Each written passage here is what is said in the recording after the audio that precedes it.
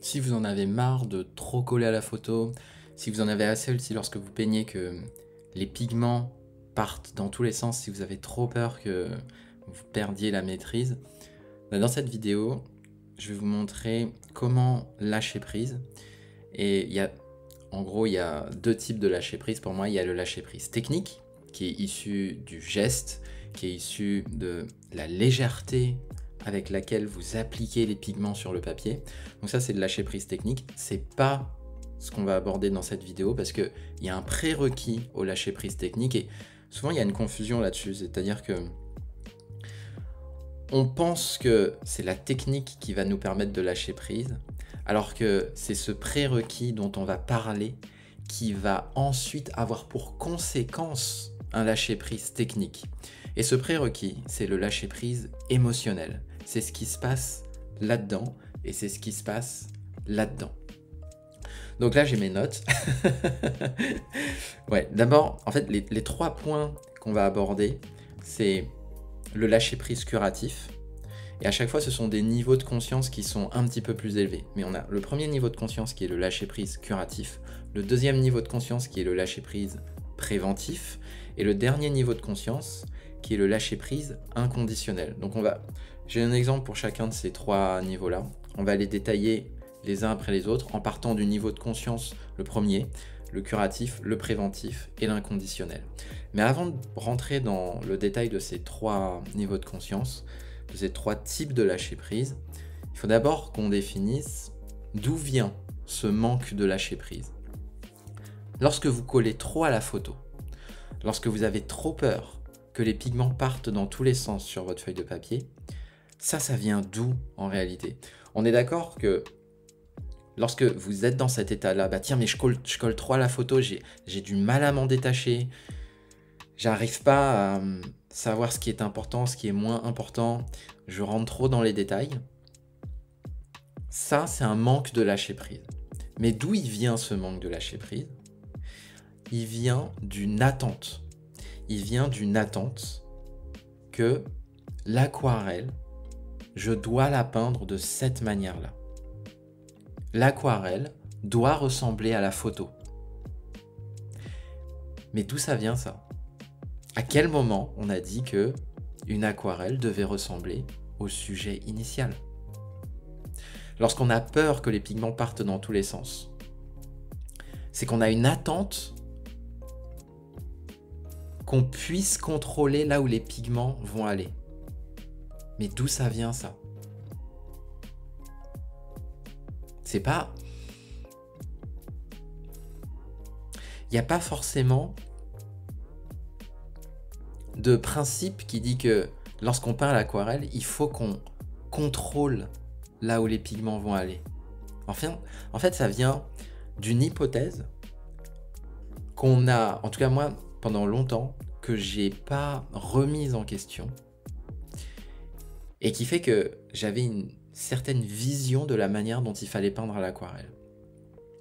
Et en fait, le manque de lâcher prise, il vient principalement de ça, d'une attente qu'on s'est mise lorsqu'on peint à l'aquarelle.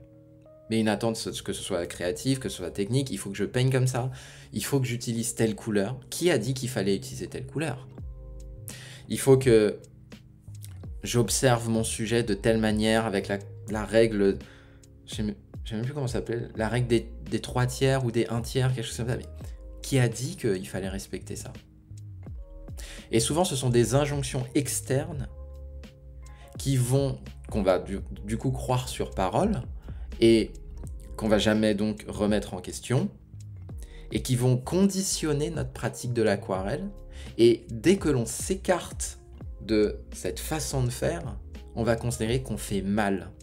Et dès lors qu'on pose un jugement sur « je fais quelque chose de mal », donc ça veut dire qu'il y a une bonne manière de faire, à ce moment, et que notre manière de faire s'écarte de cette bonne manière de faire, à ce moment-là, on va se mettre une pression, et dès qu'on se met la pression, on n'aura plus de lâcher prise. On va avoir beaucoup de difficultés à lâcher prise. Donc c'est de là que vient le manque de lâcher prise, c'est cette attente qu'on doit peindre d'une certaine manière, alors qu'en fait, en réalité, on peint comme on veut finalement. Donc ça, c'est d'où vient le lâcher prise. Le premier niveau, maintenant, pour pouvoir lâcher prise, comment on fait? Il y a un premier niveau qui est le lâcher prise curatif. Donc dans ce niveau-là, et c'est pour ça que le prélude était important sur d'où vient ce manque de lâcher prise de ces attentes. Le premier niveau, il suppose qu'on est encore conditionné par ces attentes-là. L'aquarelle doit se peindre de cette manière-là, je dois faire l'aquarelle de cette manière-là, etc., etc. Et ce qui se passe, c'est que lorsqu'on peint, du coup, on se met une pression lorsqu'on peint, on va avoir du mal à relâcher son geste. Et bien sûr qu'il y a des aspects techniques, mais finalement, les aspects techniques, ce sont des éléments qui vont sublimer ce lâcher-prise émotionnel. Mais le lâcher-prise technique sans lâcher-prise émotionnel, vous allez revenir dans un état où, oui, j'essaye de lâcher prise, mais en réalité, je ne suis pas vraiment convaincu lorsque je suis en train de peindre.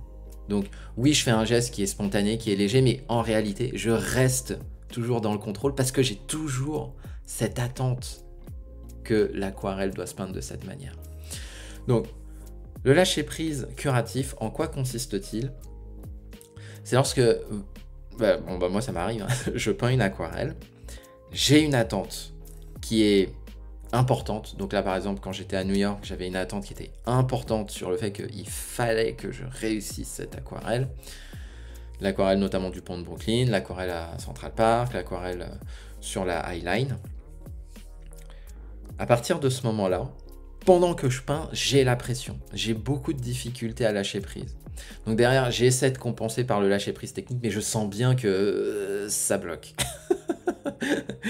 Et ce qui se passe à la fin, une fois que on s'est mis dans toutes ces attentes-là, il faut que ce soit bien, les autres vont me regarder, du coup, faut pas que je me plante, il faut pas que je rate, et puis je vais être déçu, et puis là, je vais perdre mon temps si je foire mon aquarelle.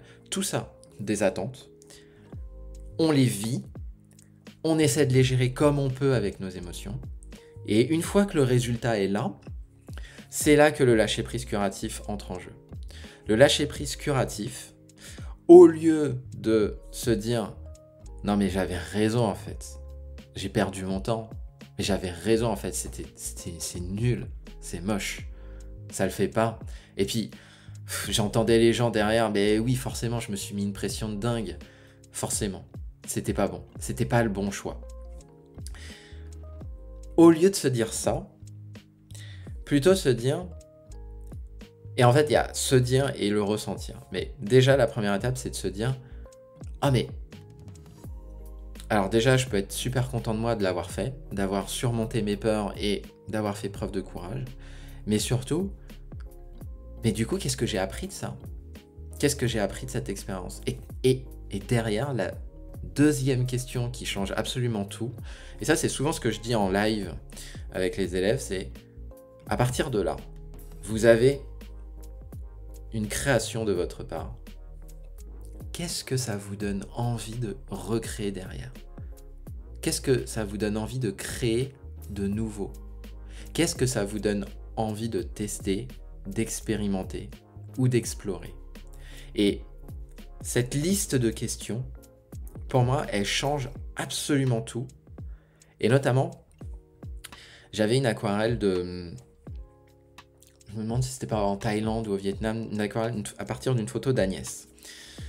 Et j'avais fait une première version où j'avais respecté la photo. Et du coup, il y avait un bateau en arrière-plan avec des arbres. Et j'avais fait une première version. Et j'étais pas très content de cette première version. Je me suis dit, oh, ça manque quand même de lumière. Et puis, je sais pas, ouais, je colle trop à la photo. J'avais cette idée que ça collait trop à la photo. Et à ce moment-là, je me suis dit, bah tiens, attends. Mais, c'est quoi? En fait, on s'en fiche un peu de coller à la photo. Vas-y, qu'est-ce que ça te donne envie de tester à ce moment-là? Et là, j'ai eu une vision d'une aquarelle où j'avais juste envie de créer une lumière dans l'arrière-plan. Et l'arrière-plan, à la base, il était fait d'arbres. Et je me dis, mais tu sais quoi, on s'en fiche des arbres. Fais ton arrière-plan. Et à la base, l'aquarelle est aussi très verte. On a des arbres qui sont verts, on a un fleuve qui est un petit peu boueux, donc jaune-vert. Et là, je me suis dit, bah, tu sais quoi? On s'en fiche de respecter les couleurs. Et à la fin, je suis arrivé à ce résultat-là.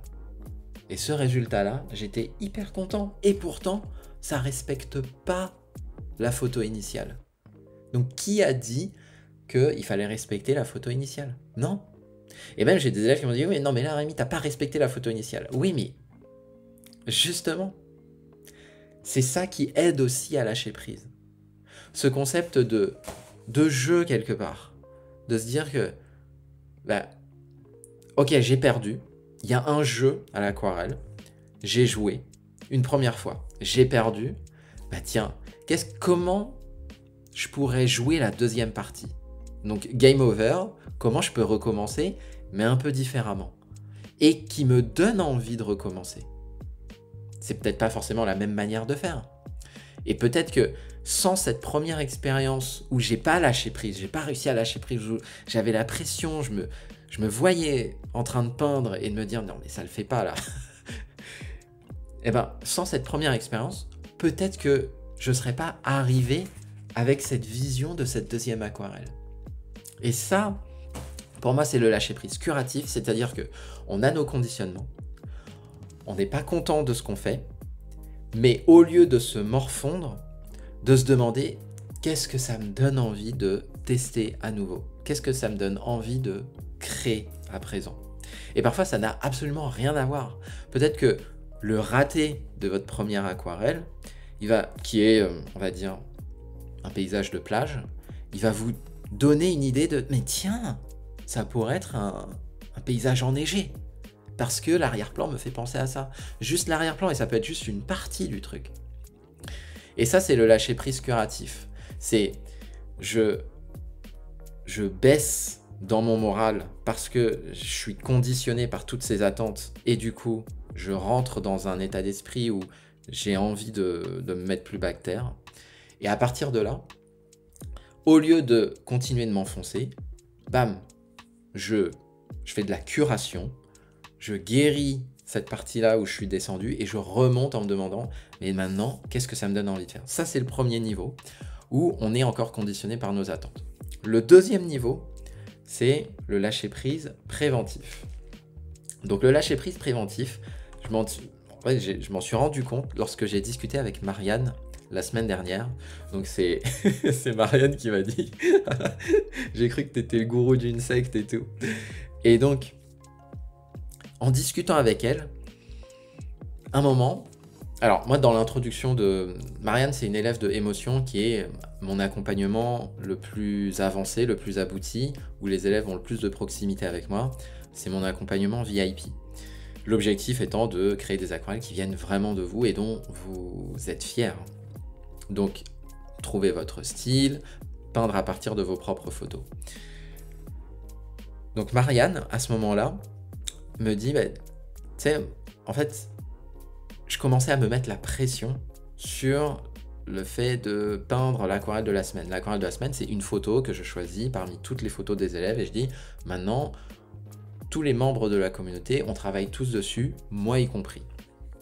Et dans l'introduction de Émotion, j'explique comment je recommande, comment je conseille de suivre Émotion. Donc d'abord, il faut démarrer avec des petites réalisations, puis de plus en plus abouties, puis à la fin avoir des aquarelles complètes.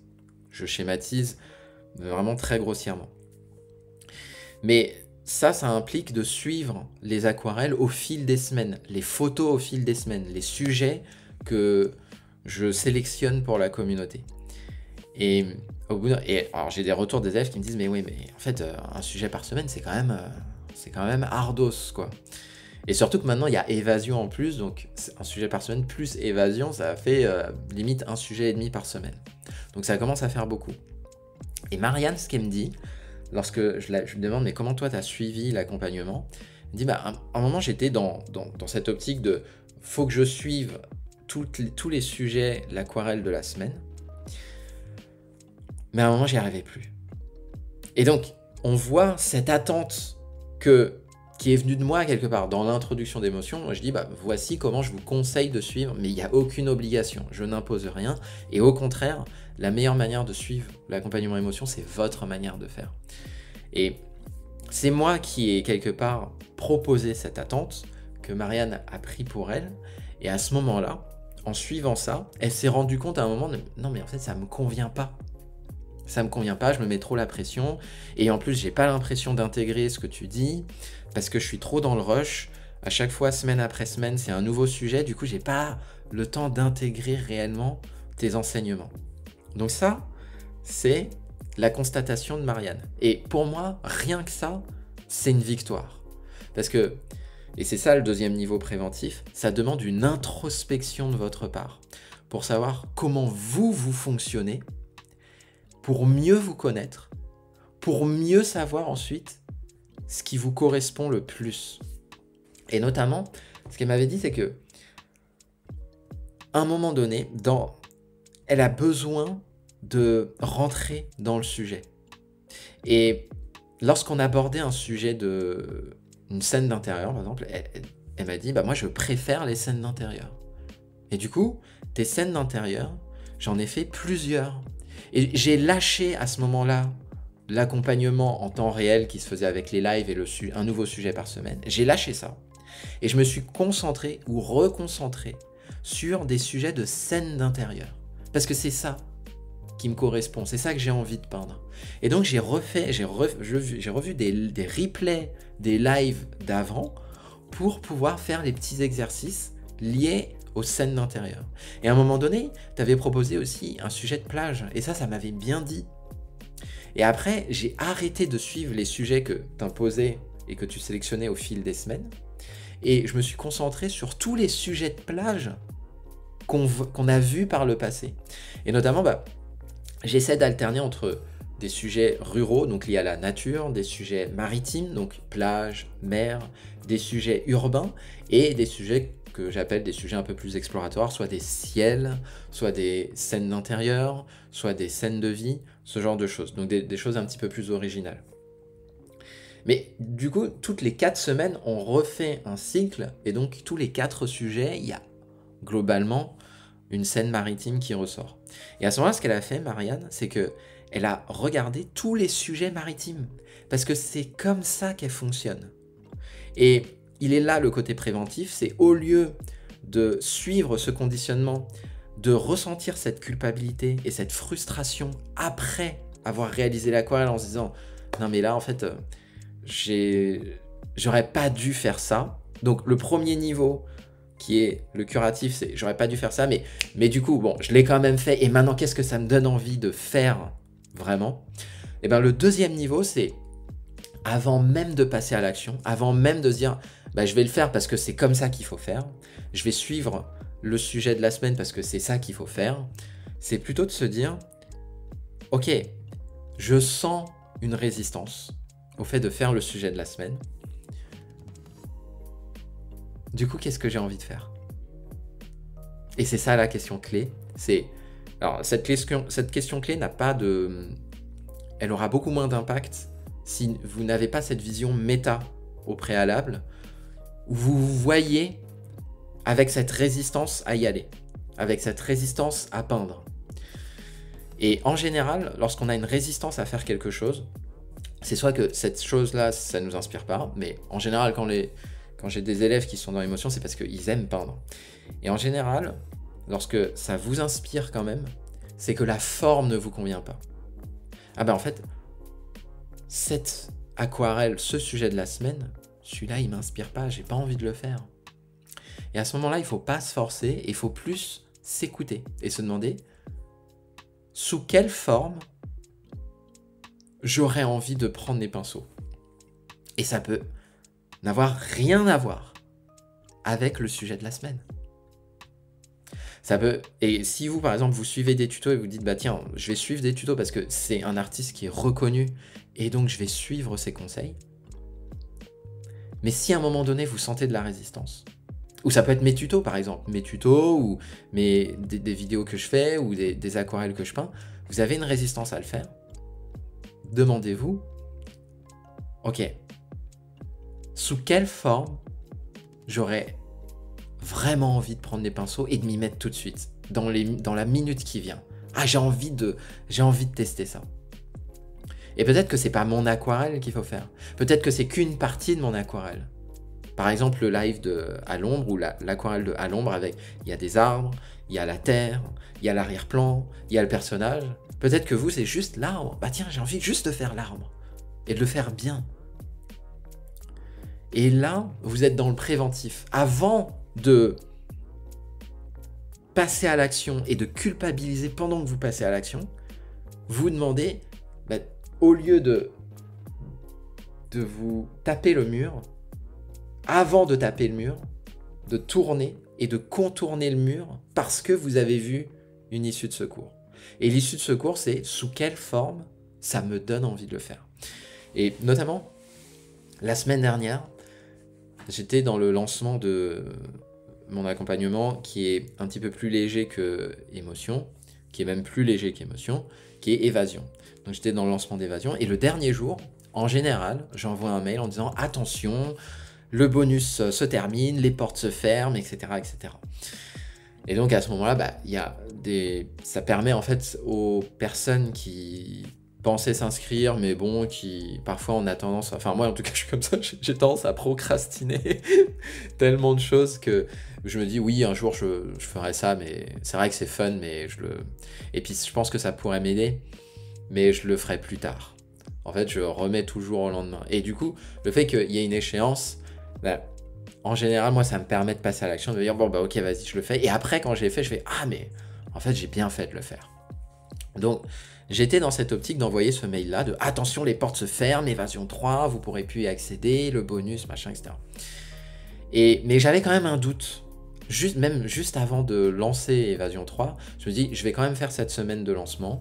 Je vais quand même envoyer des mails pour montrer ce qu'il y a dedans et montrer que c'est une vraie aventure et que les gens vont vivre quelque chose de fort, que ce soit dans le positif, mais que ce soit aussi dans le négatif. Ah, mais en fait, ouais, je trouve que ce que je fais, c'est nul, etc.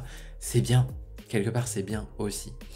Bref, je fais cette semaine de lancement et le dernier jour, je m'ai apprêté à faire ce mail et le matin, je sens que, dimanche matin, je sens que j'ai pas envie d'écrire ce mail-là.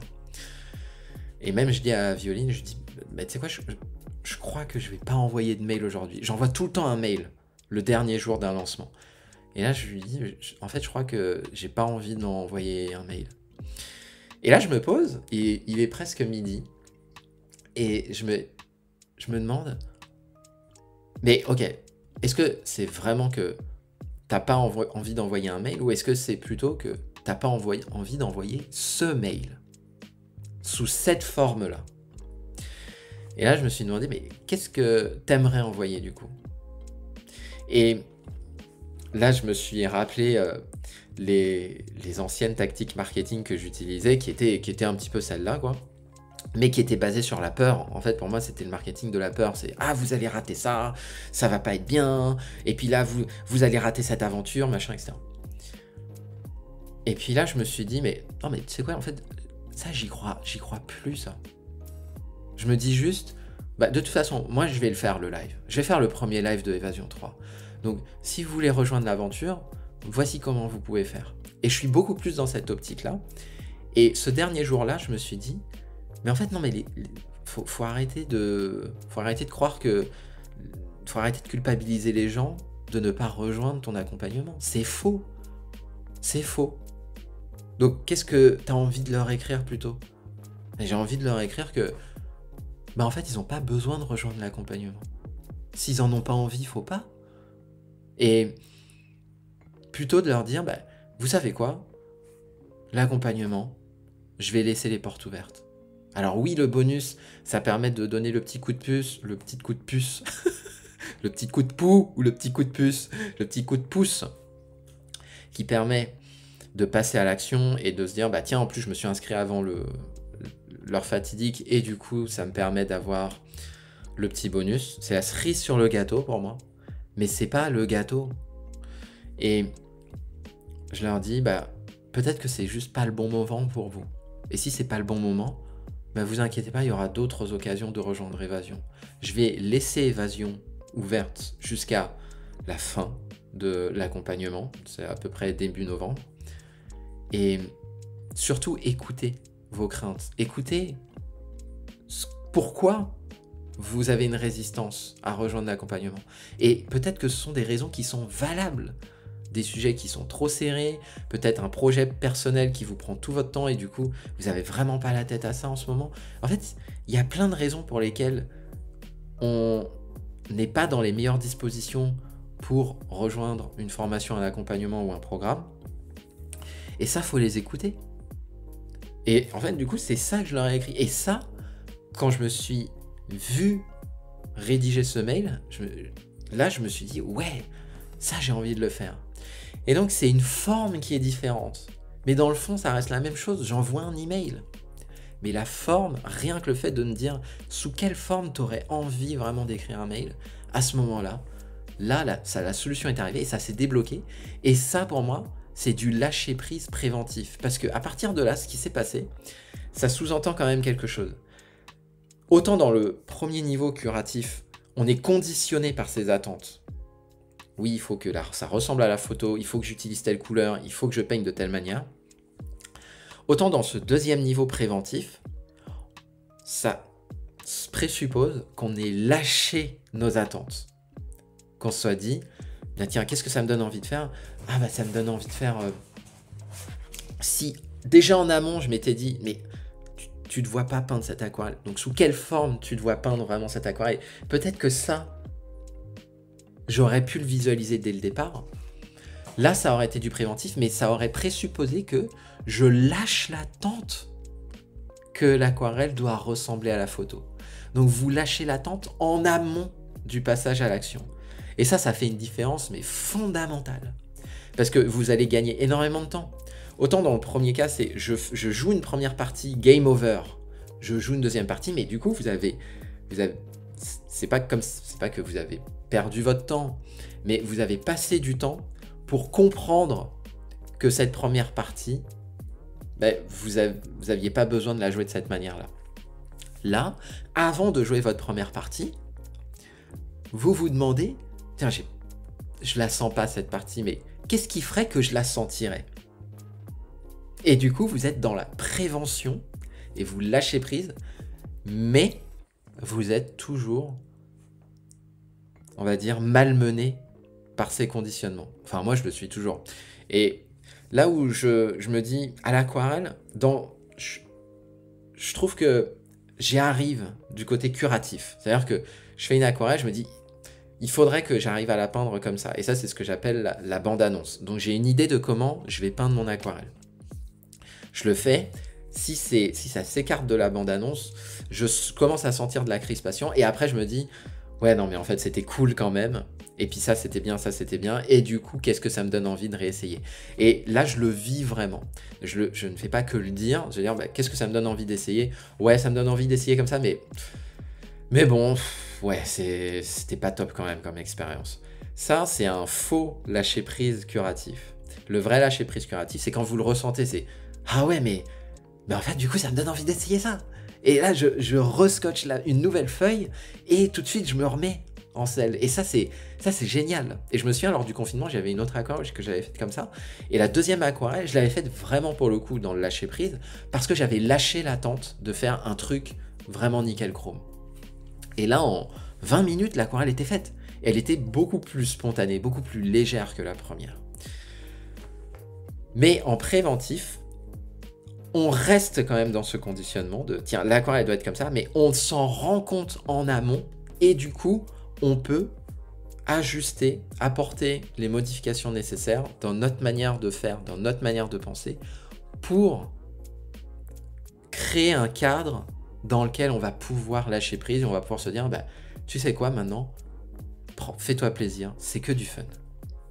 Donc ça, c'est le deuxième niveau qui est quand même soumis à ces conditionnements et à ces attentes qu'on a, mais qu'on réalise un petit peu avant et qui nous permet d'ajuster le coup. Et il y a un dernier niveau de lâcher-prise qui est pour moi le lâcher-prise transcendantal, qui est le lâcher-prise à un niveau spirituel, qui est le lâcher-prise inconditionnel.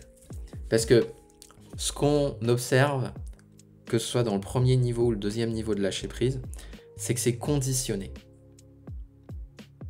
Je vais réussir si l'aquarelle fait ci, fait ça. Si l'aquarelle communique une ambiance. Si l'aquarelle me plaît. Je vais réussir si. C'est un lâcher-prise qui est conditionnel. Et dès lors que le lâcher-prise est conditionnel, dans tous les cas, vous ne serez jamais totalement dans le lâcher-prise. Parce que si vous y arrivez une fois, qu'est-ce qui vous dit que vous allez y arriver une deuxième fois? La fois d'après, et encore d'après, et d'après, et d'après, et d'après. Parce que vous aurez toujours ces attentes-là. En fait, ces attentes, vous ne les aurez pas transcendées. Et il est là le troisième niveau. C'est très spirituel. Il y a presque un côté divin là-dedans, mais en réalité, ce dernier niveau-là, et celui-là, pour le coup, j'y suis pas encore. En fait, je le touche du doigt et je le vis, mais de manière ponctuelle dans certains domaines de ma vie. Mais ça reste trop ponctuel pour moi et c'est là-dessus qu'il faut que je travaille. Parce que le lâcher-prise préventif, j'y arrive moins que le lâcher-prise curatif, mais j'y arrive un petit peu plus que le lâcher-prise inconditionnel, le lâcher-prise transcendantal. Celui-là, ce dernier niveau, en quoi il consiste? C'est le niveau de l'amour. C'est celui où vous êtes conscient que vous n'avez absolument rien à perdre. En fait, c'est même pas que vous le savez, c'est que vous le ressentez. Vous le ressentez au fond de vous. Et là, pour le coup, c'est difficile de vous donner des conseils là-dessus, ou de vous dire, posez-vous cette question. Autant dans le premier niveau, c'est qu'est-ce que ça me donne envie de retester. Le deuxième niveau, c'est sous quelle forme j'aimerais le faire, et le faire sans attente. Mais ce troisième niveau, c'est vraiment un ressenti, c'est un état d'être. Et c'est un état d'être où, quelque part, vous débordez d'amour. Vous êtes tellement conscient que votre personne est assez, que vous êtes assez, que là, vous n'avez qu'une envie, c'est de partager, d'offrir ce que vous avez à offrir au monde. Et ce niveau-là, je le ressens.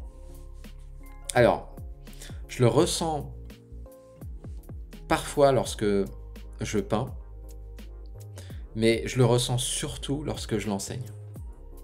Et notamment, à travers les derniers lives de l'accompagnement Évasion, pendant les lives, et c'est pour ça que j'adore autant les lives, et du coup je comprends pourquoi j'aime autant les lives, c'est que de temps en temps, j'arrive à me connecter à ce côté transcendantal.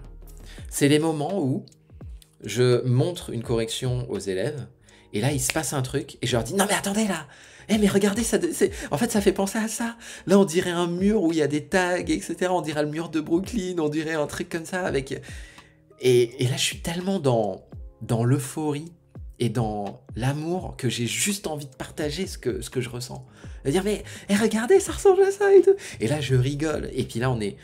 Et ça, cette manière de vivre, en fait c'est pas une manière de faire, c'est une manière d'être. Cette façon d'être à laquelle j'arrive à me connecter, mais pas suffisamment. Et c'est pour ça que j'ai envie de faire des lives, avec les élèves. C'est parce que j'arrive à me connecter à ces états-là, dans ces états où j'ai juste envie de partager. Et là, on oublie la relation du prof et de l'élève, c'est plus « mais regarde, il y a ça en fait, il se passe ça ». Et on est dans le même bateau, on est dans la même aventure, on vit le même voyage. Et on part ensemble en croisière. Et là, je dis à tout le monde « mais regardez, il y a ça là, c'est trop bien. Regardez à quoi ça me fait penser. Regarde les nuages. Là, on dirait un cheval. Là, on dirait un mouton. Là, on dirait un chien. » Et en fait, dans ces moments-là, on redevient des enfants. Et là, quoi qu'il arrive, en fait, on a juste envie d'explorer ce qu'il y a à explorer. Et là, on est complètement détaché des attentes. On n'est plus en train de se dire « non mais il faut que ce soit pédagogique, il faut que le conseil il soit clair, il faut que les élèves comprennent, il faut que les élèves se disent « waouh, Rémi, il est fort quand même ». Je suis plus du tout là-dedans. Je suis dans « waouh, mais regardez, et si je testais ça ?» Et puis, je m'en fiche si je rate à ce moment-là. Je m'en fiche, il n'y a plus aucune attente.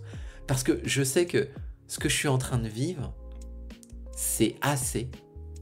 C'est cet état-là où on se dit, je suis assez. Et c'est pour ça que, même dans Évasion et même dans les mails que j'avais tendance à envoyer, je montrais des aquarelles des élèves et je prenais celles que je trouvais, waouh, ça a créé un effet waouh, celle-là elle est belle, waouh, celle-là il y a une super fusion, etc. Et en fait, je me suis rendu compte que, encore une fois, j'étais conditionné par cette attente. Cette attente que il fallait que l'aquarelle soit, entre guillemets, belle, réussie, aboutie, que sais-je, légère, spontanée. Donc c'est conditionné à cette attente-là pour que je puisse m'autoriser à la partager.